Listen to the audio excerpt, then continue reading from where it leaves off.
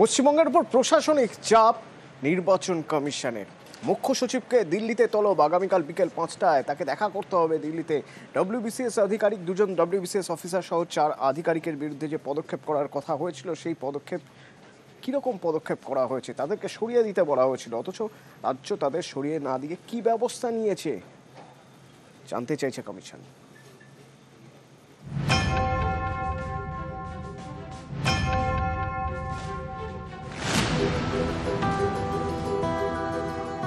এবার প্রশাসনিক চাপ বাড়াচ্ছে নির্বাচন কমিশন। পশ্চিমবঙ্গের মুখ্য সচিবকে বুধবার দিল্লিতে তলব কমিশনের। রাজ্যের যে 4 আধিকারিকের বিরুদ্ধে ব্যবস্থা নিতে বলেছিল কমিশন, কেন তাদের বিরুদ্ধে রাজ্য সরকার আলাদা করে তদন্ত করছে সেটা জানতে চাওয়া হয়েছে মুখ্য সচিবের কাছে। ভোটার তালিকায় নাম তোলার ক্ষেত্রে গাফিলতির অভিযোগ জমা পড়েছিল নির্বাচন কমিশনের কাছে। অভিযোগ খতিয়ে দেখার পর 4 আধিকারিকের বিরুদ্ধে ব্যবস্থা নেওয়ার সিদ্ধান্ত নেয় কমিশন। পূর্ব মেদিনীপুরের ময়না এবং দক্ষিণ 24 পরগনার বারুইপুর পূর্ব কেন্দ্রের 2 ইলেকটোরাল রেজিস্ট্রেশন অফিসার বা ইআরও এবং 2 assistant electoral registration officer AERO, এর মধ্যে 2 জন ডব্লিউবিসিএস অফিসার। মুখ্য সচিবকে চিঠি দিয়ে এই 4 আধিকারিককে সাসপেন্ড এবং তাদের বিরুদ্ধে এফআইআর করতে বলে কমিশন। সোমবার কমিশনের চিঠির উত্তর দেন মুখ্য সচিব। জানান, আধিকারিকদের নামে এফআইআর করা হচ্ছে না, তাদের সাসপেন্ডও করা হচ্ছে না। তবে 3 সদস্যের একটি তদন্ত কমিটি গড়েছে রাজ্য। রাজ্যের সিনিয়র অফিসারদের নিয়ে এই তদন্ত কমিটি তৈরি হয়েছে। রাজ্য তদন্ত করে কমিশনকে রিপোর্ট দেবে।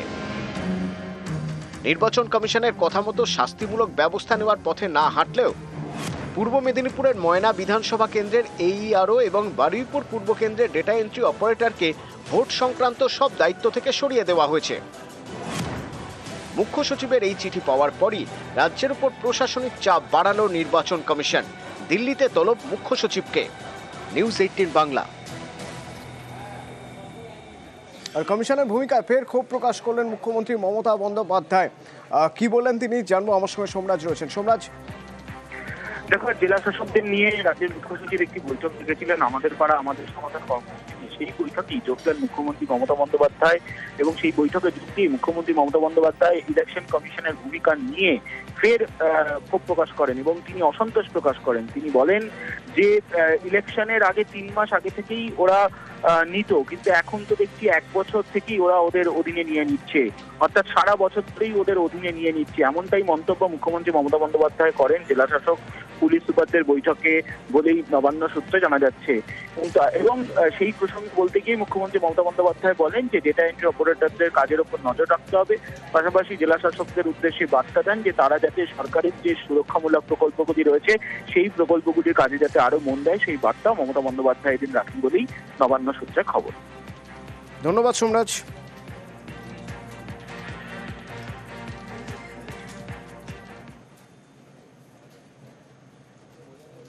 এসআইআরে আপাতত হস্তক্ষেপ করল না সুপ্রিম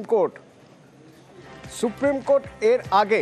এর আগে সুপ্রিম কোর্ট জানিয়েছিল যে যদি এসআইআরে দেখা যায় যে প্রচুর মানুষের নাম বাদ যাচ্ছে, তাহলে সেক্ষেত্রে সুপ্রিম কোর্ট হয়তো কোনো পদক্ষেপ করতে পারে, হয়তো হস্তক্ষেপ করতে পারে। কিন্তু সেরকম কোনো পরিস্থিতি তাহলে তৈরি হয়নি।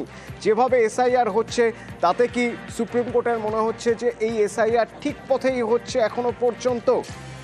জানতে চাইবো। আমার সঙ্গে অর্ণব রয়েছেন ফোনে। অর্ণব, দুপুর 12:30 থেকে কার্যত সারাটা দিন শুনানি হয় এবং সেই শুনানিতে বিচারপতি সূর্যকান্ত এবং বিচারপতি জয়মাল্য বাগচির বেঞ্চে একাধিক বিষয় উঠে আসে এবং তাতে আজকে বিচারপতি সূর্যকান্ত আরো একবার স্পষ্ট করে দেন যে ভারতের নাগরিকত্বের প্রমাণ আইন অনুযায়ী আধার সেটা বলা যায় না এবং এক্ষেত্রে এই ভোটার লিস্ট সংশোধনী বা এসআইআর এর জন্য যদি ডকুমেন্ট দেখতে চায় সেক্ষেত্রে সুপ্রিম কোর্ট বিশেষ কিছু খুঁজে পাচ্ছে না, কারণ ভারতবর্ষে একটা মোবাইলের সিম কার্ড কিনতে গেলেও ডকুমেন্ট দেখাতে হয় এবং এক্ষেত্রে লোকাল অথরিটি যে সার্টিফিকেট সেগুলিকে রিলাই করছে কমিশন। এই অবস্থায় এটাও সুপ্রিম কোর্টের বিচারপতি সূর্যকান্ত বলছেন যে 7,20,00,000 না ইতিমধ্যে ফর্ম ফিল আপ হয়েছে, অর্থাৎ সেই নাম কিন্তু রয়েছে খসড়া ভোটার তালিকায় এবং বাকি যে 65,00,000 নাম বাদ গেছে তার মধ্যে 22 লাখ মৃত ভোটার। তাই বাকি যে সংখ্যাটা সেক্ষেত্রে যদি কোনো ত্রুটিও থেকে থাকে সেই ত্রুটিটাও ফর্ম 6 পূরণ করে আবার নাম সংযোজন করার অ্যাপ্লিকেশন করা যায়, সেই অপশনে কমিশন খোলা রেখেছে।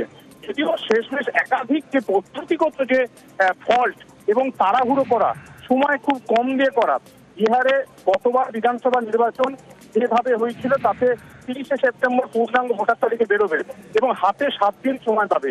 বিহারে কেউ যদি ভোটে প্রতিদ্বন্দ্বিতা করতে চান প্রতিনিধি হিসেবে কোনো দলের প্রার্থী হয়ে, তিনিও তার নামও যদি না থাকে সেক্ষেত্রে দেখা যাচ্ছে 7 থেকে 10 দিন তিনি সময় পাবেন সেটাকে অ্যাপিল করার বা নির্দিষ্ট আইনের গণ্ডিতের মধ্যে থেকে সেগুলিকে চ্যালেঞ্জ করার। কাজে সব মিলে এই প্রক্রিয়ার তাড়াহুড়ো রয়েছে এবং একাধিক ভুলভ্রান্তি রয়েছে। এরকমই এক ভোটার যাকে মৃত ভোটার বলা হয়েছে, সেই ভোটারকে এজলাসে হাজির করে যোগেন্দ্র যাদব, অন্যতম ভোট অ্যানালিসিস্ট আমরা জানি, তিনিও আদালতে সওয়াল করেন। যদিও এই মামলা এখনো পর্যন্ত আজ পর্যন্ত কোনো হস্তক্ষেপ হয়নি।